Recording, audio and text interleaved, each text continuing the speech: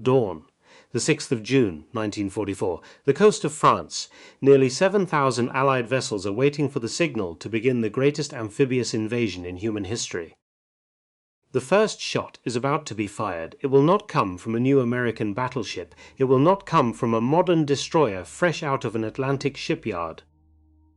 It will come from a British ship laid down more than 30 years before, with a permanently jammed turret, a boiler room filled with concrete, and a steering system that has been broken since the spring of 1916. Her 15-inch guns, the same barrels that were fitted to her during the First World War, open fire in the grey pre-dawn light. The German shore batteries at Villaville and Montcassino take her shells before any other Allied warship has loosed a round. She is the oldest fighting ship in the fleet. She is the most decorated warship in the history of the Royal Navy, and by every specification on paper, she has no business being there. Her name is HMS Warspite. To understand why she is the ship chosen to open the greatest morning of the 20th century, you have to go back 28 years to a single hour off the coast of Denmark, when a chance hit from a German shell would scar her for the rest of her life and begin one of the most extraordinary careers in the history of naval warfare. The North Sea, late afternoon, the 31st of May 1916. A battleship is turning in a circle she did not choose to turn. Around her the sky is full of shells. Below her, men are bleeding on steel decks. Her steering gear has jammed hard over and she cannot break free. She is less than 2 miles from the German battle line. Every gun in that line has found her range, and she is going to circle. Twice, 2 full revolutions under the concentrated fire of an entire enemy fleet. She is 1 year old. And this is the moment that will make her a legend. To understand what Warspite was about to become, you have to understand where she came from. She had been laid down at the Devonport Royal Dockyard on the 31st of October 1912, a grey Plymouth morning. Men in flat caps and oil-stained overalls watched her keel settle between 2 rows of weathered stone blocks. She was the 3rd ship of a new class, the Queen Elizabeth class, and her class was itself a revolution in naval engineering. The battleships that had come before her burned coal, mountains of it, filthy black coal that had to be shoveled into furnaces by sweating stokers working in conditions barely better than a mine. The Queen Elizabeths burned oil, cleaner, faster to refuel, lighter to carry, and easier to move through pipes than through human muscle. The change freed hundreds of men from the furnace rooms and gave the ship a longer reach into the world's oceans, but that was not what made her dangerous. What made her dangerous were the guns, 8 15-inch naval rifles, mounted in 4 turrets, 2 barrels per turret. Each shell weighed nearly a ton. At full elevation, those shells could find a target 13 miles away. Nothing else at sea in 1915 could match that reach. Nothing. In April of that year, with the war already 8 months deep, her guns were test-fired for the first time. A man stood on the gunnery range to watch. He was 40 years old, sharp-eyed, restless, ambitious. He was Winston Churchill, the First Lord of the Admiralty, and the ships of the Queen Elizabeth class were his political inheritance. He had pushed for them. He had argued for the oil-burning revolution, for the heavier guns, for the gamble that was now floating on the water in front of him. He watched the first salvo go out across the firing range. The barrels recoiled in a thunder that rattled window glass for a mile around. The shells fell exactly where they had been told to fall. Churchill said nothing, for the record, but the men beside him saw his face. He was looking at the most powerful single weapon ever floated on water, but Warspite was not a gentle machine. The men who served on her quickly learned that. The men who watched her from shore learned it too. In the autumn of 1915, only months after her commissioning, she was escorted up the River Forth toward Rosyth. Her escort took the wrong channel. The lead ship turned, and Warspite, following obediently in line, slid hard onto a bank of mud and rock that had been marked clearly on every Admiralty chart. 2 months in dry dock, repairs, reproaches. Then, in December of the same year, during a grand fleet exercise off the Scottish coast, she came too close to her own sister ship, the Barham. 2 enormous hulls in a glancing collision, plates buckled, rivets popped, sparks struck off the steel in the early winter twilight. More repairs. The dockyard men at Devonport began to know her name in a particular way, not the way you know a hero, the way you know a problem. Among the lower deck crews, the talk was quieter but constant. She was a strong ship, a beautiful ship, a ship with the most powerful guns afloat, but she had something. A flaw of temperament, a way of stumbling into trouble. In their language, she was unlucky. In May of 1916, that idea was about to be tested in fire. The Battle of Jutland began in confusion and ended in confusion. Both sides would claim victory, neither side would win it outright.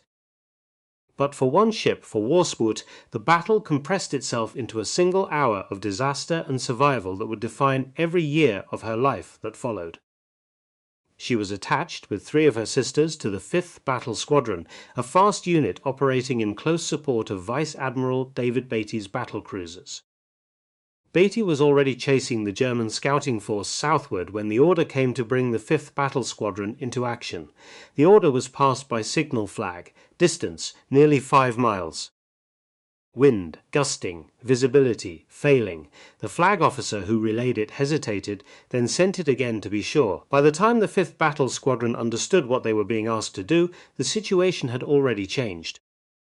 Beatty's force had reversed course and was running north toward the rest of the British fleet.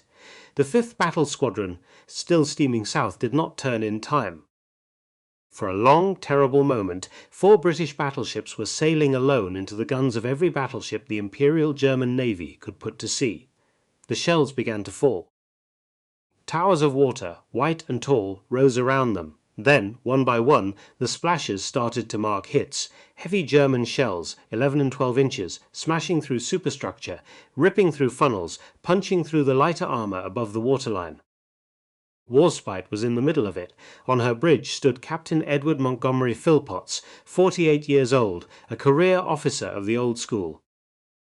A man known in the service as steady rather than brilliant. He had taken command less than a year before. He had not asked for this. No one ever asks for this. The shell came in low, and from the starboard quarter. It passed through the port wing engine room and detonated against the steering compartment. The helm jammed hard over. In the bridge, the helmsman called out that the wheel would not respond. The order was passed below. Engineers scrambled into the steering flat to find the gear seized in place. They tried the secondary controls. They tried everything they had been trained to try. The rudder would not move, and Warspite began to turn. She turned at speed, in a wide, deliberate, helpless circle. A kilometre of grey water churning white beneath her stern. The German battle line, seeing this enormous target trace itself out in plain view, opened up with everything they had. In a smaller ship, in a less stubborn captain, the next decision would have been straightforward. Stop the engines, anchor in place. Hope the German gunners walked their fire onto something else. Philpotts refused. He understood what stopping would mean. Stationary, broadside on, listed by damage, she would become a perfect target. The German line would walk the shells in until something inside her detonated, and that would be the end of her, the end of her crew, the end of any chance of saving the wounded cruiser Warrior that was limping just beyond her. So he held course. He let the wheels stay jammed. He let her continue her arc. He told the engine room to maintain full revolutions on the inboard shafts, and Warspite ground her way around in a second full revolution under the guns of nearly the entire German fleet. 13 heavy shells found her, plates split, watertight doors blew off their hinges, a fire took hold in the boys' mess deck, steam ruptured in one of the boiler rooms. 14 men were killed where they stood, 16 more lay wounded on decks slicked with seawater and worse. And then, in the chaos of fire and smoke, and a fleet trying to decide where to point its guns next, something extraordinary happened. The German High Seas Fleet, under Admiral Reinhard Scheer, suddenly found itself trapped against the main line of Admiral John Jellicoe's Grand Fleet. Scheer executed what the German Navy would later call the Gefechtskehrtwending, the battle turnaway, swinging the entire German fleet through 180 degrees in a maneuver of extraordinary skill, simply to escape destruction. For a few critical minutes, the German gunners had something else to think about. That was the window. Warspite's engineers freed the rudder. The wheel came back to life under the helmsman's hands. The ship steadied. She turned out of her circle and began the long, slow, smoking run back toward the British line. She had absorbed the full weight of an enemy battle fleet's fire. She had circled, twice, beneath the guns of more than a dozen battleships. She had stayed afloat, she had stayed in the fight. And in doing so, she had bought time for the cruiser Warrior to limp toward safety. By dawn the next morning, she was back in friendly waters. When she reached port, the inspectors came aboard. They counted the hits, they photographed the damage, they wrote their reports. The reports said something the Admiralty did not want to hear. The steering mechanism, the engineers concluded, had taken a particular kind of injury. A shell fragment had not just jammed the gear, it had deformed the housing in which the gear sat. They could repair the immediate damage, they could replace the broken parts, they could not undo the deformation completely. For the rest of her life, Warspite would carry a structural memory of that 1 hour off Jutland. She would be modernized, she would be rebuilt, she would be patched, plated, reinforced, refitted in 3 different decades by 3 different generations of engineers, and in every refit the rudder would give trouble. In every set of sea trials, the helmsman would report a hesitation, a sluggishness at full-speed turns, a moment when the wheel did not quite feel as it should. She would never be entirely sound below the waterline, but here is what the inspectors could not measure, and what the reports did not say. The German gunners who had fired into that circling target had seen something they would not forget. They had thrown the weight of an empire's main battle line at a single battleship, and she had refused to sink. The British sailors who had watched her come home with smoke pouring from her superstructure, with her hull leaking, with her dead laid out on the deck under canvas, had seen something they would not forget either. She had been wounded in a way no ship is supposed to survive, and she had come home. In the dockyard at Rosyth, in the quiet weeks of repair that followed, the workers who climbed down inside her engine spaces with their wrenches and their cutting torches began to use a phrase about her. They said it half in jest and half in earnest. They said it the way men say things they do not entirely believe but want to be true. They said she could not be killed. It would take another 23 years, 2 oceans, 4 navies, the greatest war in human history, and a weapon that had not yet been invented before that idea would be tested for real. But the legend had begun. The grand old lady had been made. She did not know it yet, neither did anyone else. For nearly 2 decades after the guns at Jutland fell silent, Warspite served a peacetime navy. She showed the flag. She cruised the Mediterranean in white paint and polished brasswork. She paraded for kings. She crossed the Atlantic for fleet reviews. She struck an uncharted rock in the Aegean in 1927 and limped back to Portsmouth for repairs. She ran a hard career on a quiet stage, and the world around her changed. In Germany, a new government was rebuilding the fleet that the Treaty of Versailles had taken from it. In Italy, Mussolini's Regia Marina was launching cruisers and battleships designed to dominate the Mediterranean. In Japan, the shipyards at Kuri and Yokosuka were turning out warships at a pace the Royal Navy could not match. Britain had won the last war. Britain knew, more clearly than her people did, that she was not ready for the next one. The decision came in 1934. In March of that year, Warspite was towed into a dry dock at Portsmouth. The work that followed would last 3 years. It would cost £2,363,000, almost as much as building a new battleship from scratch. And by the time it was finished, the ship that emerged would, in every meaningful sense, be a new one. They took her apart from the inside out. The original 24 Yarrow boilers, those great coal-converted oil burners that had driven her through Jutland, were lifted out and scrapped. In their place went 6 Admiralty 3-drum boilers, modern, efficient, lighter by 1,000 tons. The engines were stripped down, the turbines were rebuilt. The propulsion plant that emerged could generate 80,000 shaft horsepower and burn through 1/3 less fuel doing it. The weight they saved went straight back into armour. Her deck plating, the most vulnerable surface on any battleship because of the growing threat from plunging shellfire and aerial bombs, was thickened. Her anti-torpedo bulges, those fat sponsons running along her flanks below the waterline, were rebuilt and improved. Her beam, the width of her hull, had been 90 feet when she was laid down. By the time they finished, it was over 104 feet. She was heavier, she was tougher, she was harder to sink, but the most important change was upward. The original spotting top, that delicate latticework of girders rising above the bridge, was torn down. In its place rose a new structure, a great armoured citadel of steel and concrete.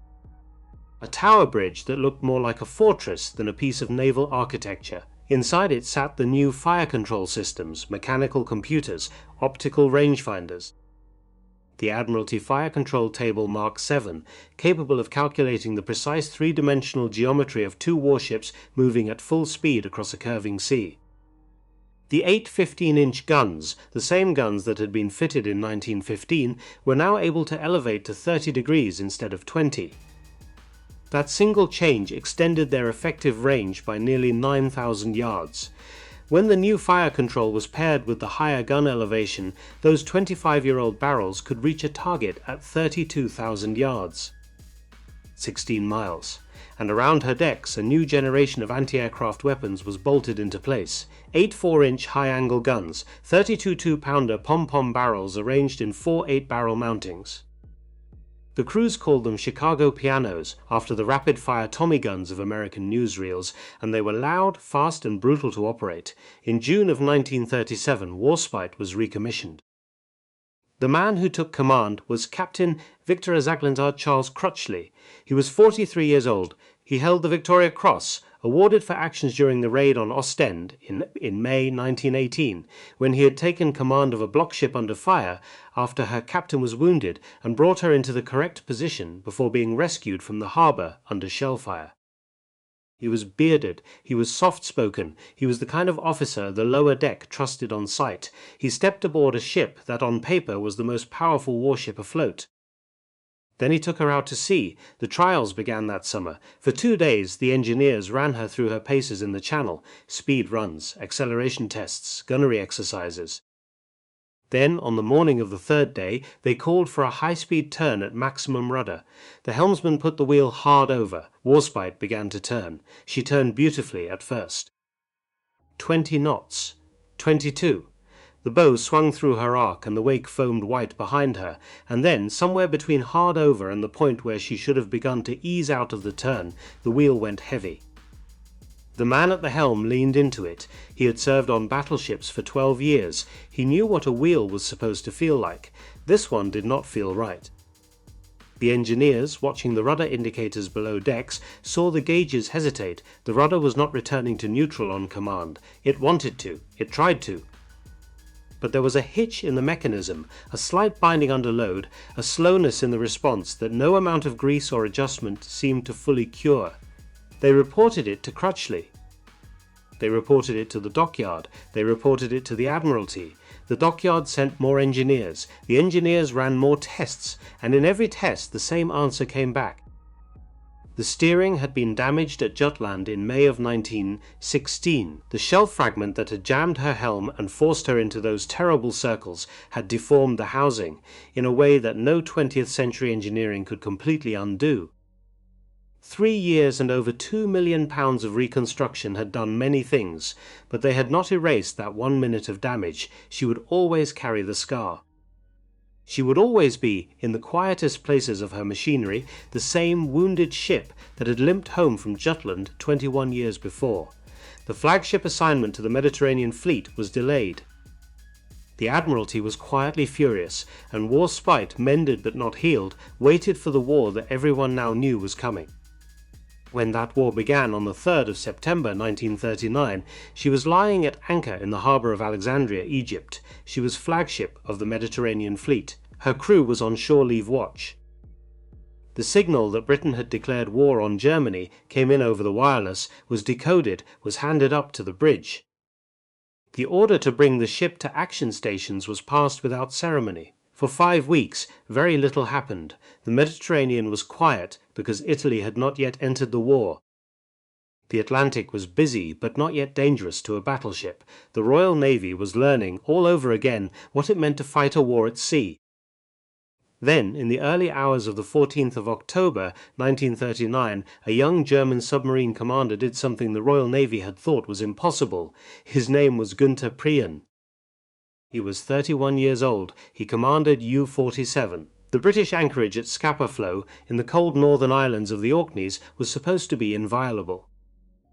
It had been the heart of Royal Navy power for 2 centuries. Its entrances were screened by sunken block ships, by anti-submarine nets, by minefields, by lookouts. Nothing could get in.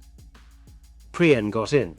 He slipped his submarine through a narrow channel called Kirk Sound that the Admiralty had assumed was impassable. He surfaced inside the British fleet anchorage in the middle of the night. He fired a spread of torpedoes at the first capital ship he saw. He hit, he reloaded, he fired again, he hit again. The ship he hit was HMS Royal Oak. A Revenge-class battleship, 23 years old, anchored quietly in waters her captain believed were safe. She rolled over and sank in 15 minutes. 835 British sailors died in the cold water. Many of them were boys, 15 and 16 years old, cadets attached to the ship for the experience of fleet service. When the news reached London, the Admiralty's reaction was not just fury. It was a complete reassessment of where the Royal Navy could safely base its battleships. If Scapa Flow was not safe, then no British home port was safe. And the battleships scattered across the world's oceans had to come home. Warspite, flagship of the Mediterranean Fleet, received her recall orders within days. She steamed for home through autumn gales. She crossed the Bay of Biscay in foul weather. She arrived in British waters in early November and immediately took over flagship duties from the battleship Nelson, which had been damaged by a German magnetic mine and was unfit for service. A single German submarine commander in a single hour of audacity had altered the course of an entire battleship's war. Within 5 months, that alteration would carry her into the second great act of her life. The German invasion of Norway began on the 9th of April, 1940. It was a campaign of speed, surprise, and ruthless coordination. German troops landed simultaneously at Oslo, Bergen, Trondheim, Kristiansand, Stavanger, and at a small iron ore port high above the Arctic Circle called Narvik. Narvik was the most important of these landings, though almost no one in Britain understood that yet. The iron ore that came down out of the Swedish mountains and was shipped to German factories from the Norwegian coast was the steel that built German tanks, German submarines, German shells. If Britain could choke off Narvik, she could starve the German war economy of one of its essential ingredients. 10 German destroyers carried the invasion force into the long, deep fjord that led to the port. They landed their troops. They were running on fumes. The Royal Navy's first attempt to destroy them on the 10th of April was led by Captain Bernard Warburton Lee in HMS Hardy. Warburton Lee took 5 destroyers into the fjord at dawn through a blinding snowstorm. He sank 2 German destroyers and damaged others. Then a German shell struck the bridge of Hardy and killed him at his post. He was awarded the Victoria Cross posthumously. That was the first Battle of Narvik. The Germans were wounded but not destroyed. The second battle would be different. On the 13th of April 1940, Vice Admiral William Jock Whitworth raised his flag aboard Warspite. He was 55 years old. He was a Scotsman of measured temperament. He had served in capital ships through the last war and had spent the years between them studying gunnery. Under his command went 9 destroyers and 1 battleship. The fjord they entered was called Ofotfjord. It was 30 miles long, no more than 2 miles wide in places, and its walls were sheer rock rising thousands of feet on either side. The water was deep and dark and unreasonably cold even in April. The cliffs reflected sound. A salvo from a 15-inch gun, fired inside Ofotfjord, would echo back from the mountains for half a minute. Whitworth, on the bridge of Warspite, said little. He launched the ship's floatplane first. It was a Fairey Swordfish, an open cockpit biplane with a top speed of 120 miles per hour. It looked like something from the previous war because, in many of its design tales, it was. 2 crewmen sat behind a single radial engine, exposed to the freezing Norwegian air, with a single light machine gun for defense. They carried 2 250-pound bombs slung beneath the lower wing. They were ordered to scout ahead of the force and attack any targets they found. The Swordfish flew up the length of the fjord. The pilot kept her low, threading between the cliffs, watching for movement in the dark water. Near a branch of the fjord called Herjangsfjord, the observer spotted something. A long dark shape was lying at anchor barely 50 yards from the shoreline. The diesel fumes drifting up from her conning tower gave her away. She was a German submarine. Her number was U-64. She was unaware that an aircraft had spotted her. The Swordfish dove. The pilot released both bombs from low altitude. One missed. One struck the submarine just behind the conning tower and exploded against her pressure hull. U-64 sank in less than 30 seconds. She was the first enemy submarine destroyed by an aircraft in the entire Second World War. She had been killed by a fabric and wood biplane launched from the catapult of a battleship that had been built before the Great War. The Swordfish stayed airborne for nearly 4 hours. The crew spotted hidden destroyers. They bombed enemy positions. They reported every German movement they could see back to the battleship by radio. Meanwhile, in the body of the fjord, Warspite was going to work. Her 15-inch guns opened fire on the trapped German destroyers. The sound of those salvos, rolling between the cliffs, was something the surviving crewmen would describe as biblical. The cliffs themselves seemed to ring with the impacts. Avalanches of dirty snow slid down the mountainsides from the concussion of each broadside. A chief petty officer named Fred Jones, in charge of Beaky turret that day, would write later that he could feel the recoil of his own guns through the steel of the deck. He could smell the cordite smoke through the ventilation system. He could not see what they were shooting at. He could only listen to the spotting orders coming down through the speaking tubes from the gunnery officer in the tower above. He said it sounded like the end of the world. The German destroyers fought. They had no choice. They were out of fuel. They could not run. One by one, they were destroyed. 3 were sunk in direct combat with Warspite and her escorts. 5 others, after firing their last rounds, were scuttled by their own crews against the rocky shores of the fjord. By nightfall, the German naval presence at Narvik had ceased to exist. 8 destroyers gone, hundreds of German sailors dead. The Royal Navy had lost no ships at all. Admiral Cunningham, far away in the Mediterranean, read the after-action report and would later remark that he doubted whether any shipborne aircraft had ever been used to such good purpose as Warspite's Swordfish that day. The grand old lady had returned to the war in a way that left no room for doubt. She was redeployed to the Mediterranean within weeks. Italy entered the war on the 10th of June. Within 4 weeks, Warspite was in action again. On the 9th of July 1940, the Italian fleet was at sea covering a convoy to Libya. Admiral Andrew Brown Cunningham, 57 years old, Commander-in-Chief of the Mediterranean Fleet, took the British battle force out from Alexandria to find them.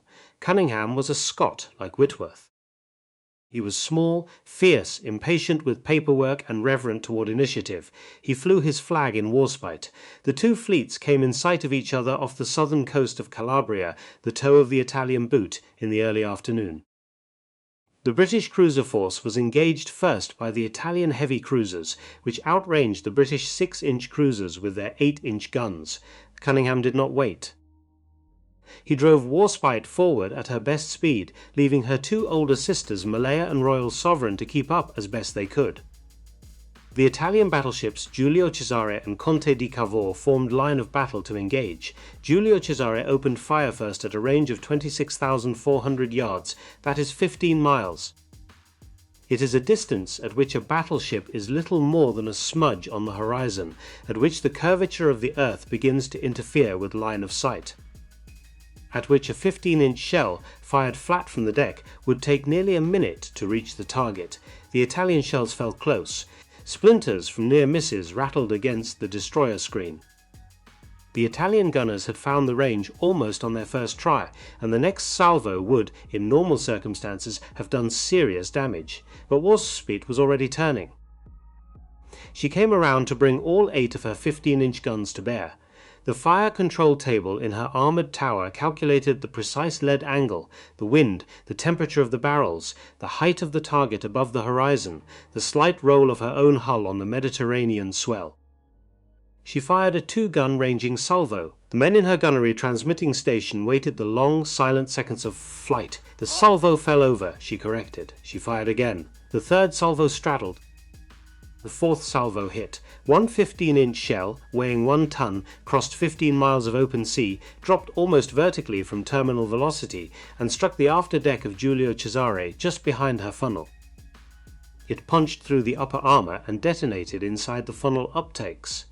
A fireball nearly 20 feet across blossomed out of the Italian battleship's superstructure. The blast force was channeled directly down into her boiler rooms. 4 boilers went offline almost immediately. Smoke and gas were sucked into the ventilation system, and the men working below could not breathe. Giulio Cesare's speed fell from 22 knots to 18, then lower. Her admiral, Inigo Campioni, 61 years old, and commanding the Italian fleet from the bridge of Giulio Cesare itself, made the only decision available to him. He ordered a withdrawal behind a screen of destroyer-laid smoke. The Italian fleet broke off the action. Warspite had fired exactly 20 15-inch shells in the entire engagement, 10 salvos. One direct hit at 15 miles. It remains, to this day, one of the longest confirmed gunnery hits between 2 moving warships in the history of naval combat. The Italians did not believe it had been possible until it happened. What came next was not pure gunnery. It was a kind of cold genius that combined technology, deception, and patience. By the spring of 1941, the codebreakers at a country house north of London called Bletchley Park were reading large portions of Italian naval signal traffic. The Italians, like the Germans, used cipher machines they considered unbreakable. The young men and women working in the wooden huts at Bletchley had broken them. On the 26th of March 1941, the intercepts showed an Italian fleet operation taking shape. The Italian battleship Vittorio Veneto, the heavy cruisers Pola, Zara, Fumes, Trento, Trieste, and Bolzano, and a screen of destroyers were preparing to sail. Their target was the British convoy traffic between Egypt and Greece. Admiral Cunningham in Alexandria knew about the operation before the Italian sailors did. He had a problem. If he sailed his fleet visibly to intercept, the Italians would conclude their codes were broken. The entire intelligence advantage at Bletchley would be lost. He had to make it look as though he was caught completely by surprise, so he went to play golf. On the afternoon before he sailed, Cunningham took his clubs and his overnight suitcase to the Alexandria Golf Club. The Japanese consul, who was known to pass information to the Axis embassies, watched him arrive with great interest. Cunningham played 18 holes. He chatted in the clubhouse afterward. He gave every indication of intending to spend the night ashore. After dark, he slipped quietly back to the dockyard. He boarded Warspite. The fleet sailed at midnight, under blackout in absolute radio silence. The Japanese consul no doubt slept well that night. The battle that followed, fought on the 28th and 29th of March 1941 off the southern Greek cape of Matapan, was one of the most one-sided night actions in naval history. During the daylight phase, torpedo bombers from the carrier HMS Formidable damaged the Vittorio Veneto and brought her down. Then, in the late afternoon, another strike crippled the heavy cruiser Pola, leaving her dead in the water. The Italian commander, Admiral Angelo Iacchino, 51 years old, did not know that British radar had already found Pola in the gathering darkness. He believed his retreating fleet was safe. He detached the heavy cruisers Zara and Fume with a screen of 4 destroyers to go back and protect the crippled Pola. He had sent 6 ships into a trap they could not see. The Italians did not have radar, the British did. At 10 minutes past 10 in the evening, the radar set aboard HMS Valiant detected the unsuspecting Italian formation at a range of 6 miles. The British battle line, Warspite leading with Cunningham aboard, then Valiant, then Barham, altered course toward the contact in complete silence. The Italian sailors stood on their decks in the dark Mediterranean night and saw shapes approaching. They assumed the shapes were friendly. They began to wonder, then to question. Then to reach for the signal lamp. They never finished reaching. At a range of 3,800 yards, point blank for 15-inch guns, the British searchlights snapped on. The Italian cruisers were caught flat. Their main batteries were not even pointed in the right direction. Their crews were lining the rails in the warm Mediterranean night. Some of them waved. In almost the same instant that the searchlights flooded their decks with brutal white light, the main batteries of 3 British battleships fired together. The next 2 minutes were not a battle. They were a destruction. Turrets were lifted bodily off their barbettes and thrown into the sea. Shells passed cleanly through one side of the cruisers and out the other before detonating. Magazines exploded. Fires took hold instantly along the entire length of each Italian ship. The heavy cruiser Fiume sank within the hour. Zara, blazing from end to end, was finished by torpedoes from the destroyer HMS Jervis. Pola, the original crippled ship, was boarded and her surviving crew taken prisoner before she was sent to the bottom. 2 Italian destroyers were also destroyed. The Italian Navy lost more than 2,300 men in a single night. The British lost 1 torpedo bomber and her crew. When the firing stopped and the sea began to settle, Cunningham, standing on the bridge of Warspite with smoke from the burning wrecks drifting across his face, ordered the British ships to remain in the area until dawn to rescue Italian survivors. They pulled hundreds of men out of the oil-slicked water through the cold hours before sunrise. The Italian fleet would not venture out into the eastern Mediterranean for the rest of the year. The back of Italian sea power had been broken. For 2 more months, Warspite served as the flagship of a Mediterranean fleet that was now slowly beginning to feel the strain of a war it could not afford to lose. The Germans had taken Greece. They were preparing to take Crete. On the 22nd of May 1941, Warspite was steaming north of the island, providing anti-aircraft cover for ships withdrawing from the disastrous Allied evacuation. The Luftwaffe had been hammering the British fleet for days. The casualties among smaller ships had been catastrophic. A flight of Stukas appeared overhead just after noon. One of them dove out of the sun. The bomb it released was a 500-pounder. It struck Warspite on her starboard side, just abaft the funnel, and detonated inside the structure of the upper deck. The blast tore open the bulkhead between the boiler room and the 4-inch gun batteries. 4 of the secondary guns were destroyed. A wall of fire swept through the compartments above the explosion. 38 men were killed. She did not sink, she did not even slow, but the damage was too great to be patched in Alexandria. She was ordered to the United States. She steamed alone, with a destroyer escort and a tired crew, through the Suez Canal, across the Indian Ocean, past Ceylon, past Manila, past Pearl Harbor in the long quiet weeks before the Japanese attacked it, and finally into the Bremerton Naval Shipyard on the Pacific coast of Washington State. By the time she arrived, she had sailed 160,000 miles since the war began. The repairs at Bremerton took 6 months. American shipyard workers, many of whom had never seen a British battleship before, came aboard with welding rigs and rivet guns. They cut away the damaged plates. They rebuilt the secondary battery. They replaced the 4-inch guns that had been destroyed by the Cretan bomb. They did not entirely understand the woman they were working on, but they treated her with the kind of careful respect a craftsman gives to a tool that has been used hard for a long time, and still has work left to do.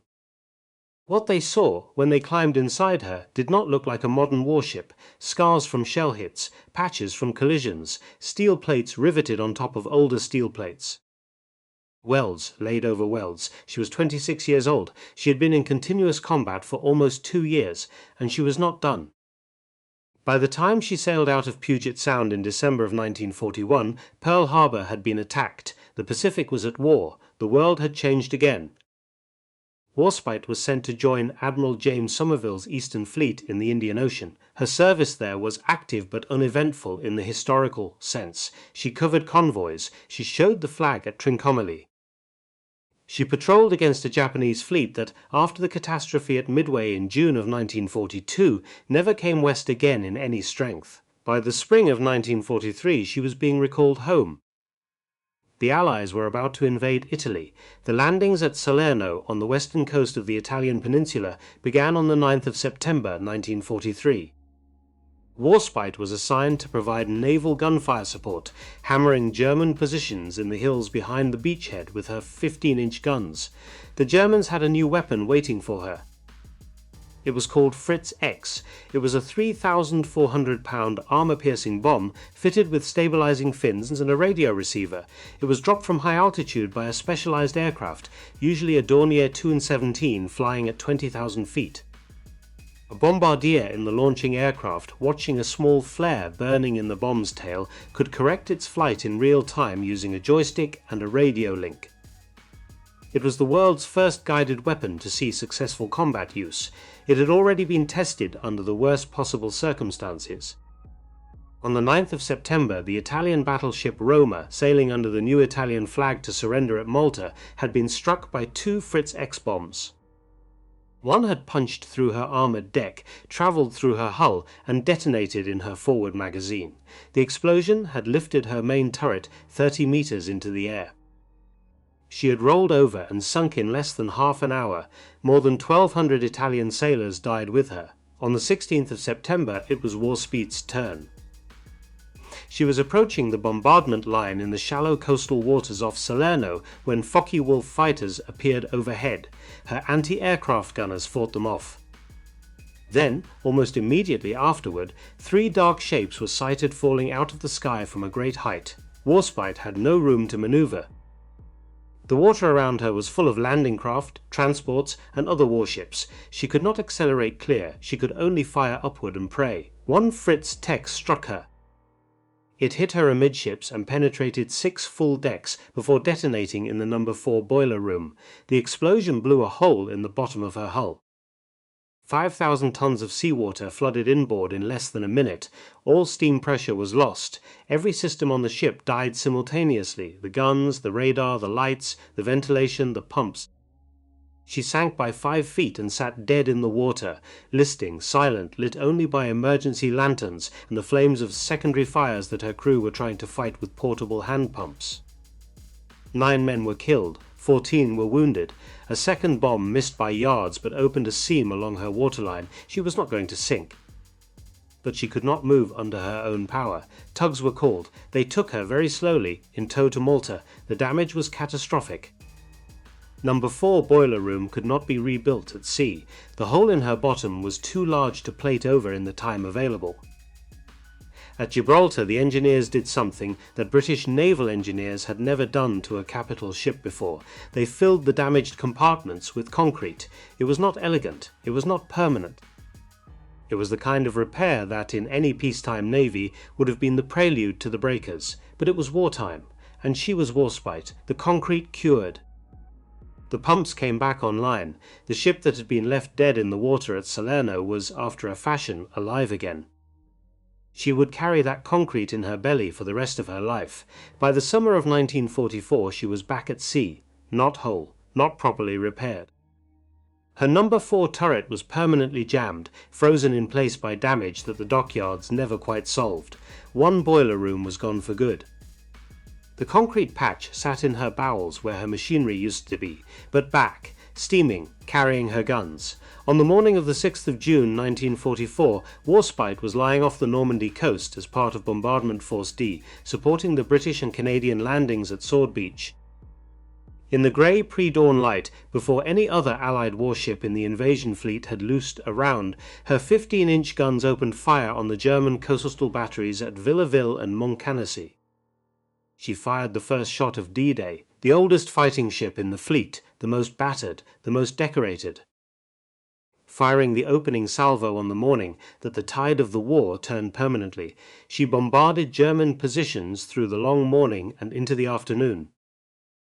In the first 48 hours of the invasion, she fired nearly 300 15-inch shells in support of the troops fighting their way inland from the beaches. A week after the landings, she struck a magnetic mine off Harwich and was damaged again. She was repaired again, partially. She returned again. In November of 1944, she sailed into the cold waters off the Dutch coast to bombard the German fortifications on Walcheren Island, supporting the amphibious assault that would finally open the port of Antwerp to Allied supply ships. It was her last battle. She was 31 years old. She had served in continuous combat through the most destructive war in human history. She had fought in the grey North Sea at Jutland, in the snow-walled fjords of Norway, in the blue heat of the Mediterranean, in the wide green waters of the Indian Ocean, and in the grey Channel off Normandy. She had been hit by shells, by bombs, by mines, by guided weapons. She had been patched with steel and with concrete. She had outlived 3 generations of warship design and most of the men who had built her. She had earned 15 battle honors, more than any other warship in the history of the Royal Navy. In January of 1945 she was placed in reserve. The Admiralty approved her scrapping in July of 1946. The end was supposed to be quiet. Her guns were removed at Portsmouth. Her armoured belt was unbolted where it could be reached. Her magazines were emptied. The men who had served on her were dispersed to other ships, to shore postings, to demobilization. By April of 1947 she was a stripped hulk, towed slowly by 2 tugs out of Portsmouth harbour, bound for the breakers' yard at Faslane on the west coast of Scotland. A skeleton crew of 7 men rowed aboard her for the voyage. Their job was to handle the towing lines. Off the southern coast of Cornwall, on the night of the 23rd of April, a storm came up out of the Atlantic. It was not an extraordinary storm by the standards of that coast, but it was strong enough. The tow cables snapped one after the other in the heavy seas. The tugs lost control. The drifting hulk, 30,000 tons of riveted steel, was driven by wind and tide toward the rocky shore. She struck Mount Mopus Ledge near Cudden Point. She hung there briefly as the seas pounded over her bow. The 7 men aboard her radioed for help. The Penley lifeboat, manned by Cornish volunteers, fought through the storm to reach her, took the crew off and brought them safely back to harbour. On the next high tide, the seas lifted her again. They carried her a little farther, and she came to rest, hard aground, in a small bay called Prussia Cove. She would never float again. For 9 years, salvage crews worked on her in place. They cut away her steel piece by piece. They burned through her bulkheads with acetylene torches. They lowered sections of her hull onto barges and towed them around the headland to be melted down in distant foundries. It was the largest salvage operation ever conducted in British waters. By the summer of 1955 she had disappeared, not into a breaker's yard, not into the orderly bureaucracy of fleet decommissioning. She had disappeared into the sea and the rock and the slow patient work of men with cutting torches on the beach where the storm had put her. She had refused, in the only way a ship can refuse, to die the death the Admiralty had planned for her. What remains is small. A memorial stone near the seawall at Marasian, looking out toward the cove where she went aground. A ship's wheel, taken before her destruction, and given by King George VI to the city of Narvik, whose harbour she had once cleared of an enemy fleet. The tampion from one of her 15-inch guns, displayed today at the National Museum of the Royal Navy in Portsmouth. That is all the physical record. But the men who served on her, the men who faced her across the gun sites of other navies, and the engineers and historians who studied her after the wars, all left behind the same observation in different words. Every navy that fought her had gone in expecting an old ship, a dated ship, a ship with unreliable steering, and a fire control system a generation behind the newest vessels in the fleet. The Italians had expected to outmaneuver her. The Germans had thought a guided bomb would finish what the years had not. None of them ever fully accounted for what Warspite truly was, which was not a machine at all, but a tradition, a crew who had learned over 30 years and through 2 great wars to push every system she carried to its absolute mechanical limit. Gunners who had drilled until they could put a 15-inch shell through a target 15 miles away in the daylight and into the side of a heavy cruiser at 3,800 yards in the dark. Engineers who had improvised, patched, welded, and prayed her back into service every time she came home with her hull torn open. She was not the most modern ship afloat. She was the most formidable one. There is a difference. The specifications tell you what a weapon can do under ideal conditions. The reputation tells you what it has actually done when conditions were anything but ideal. Warspite had both. She had proven herself on the grey North Sea, in the narrow Norwegian fjords, on the open Mediterranean, in the vast Indian Ocean, and in the grey English Channel on the most important morning of the war. And the men who faced her guns knew, with a certainty no intelligence report could manufacture, that the grand old lady was never truly out of the fight.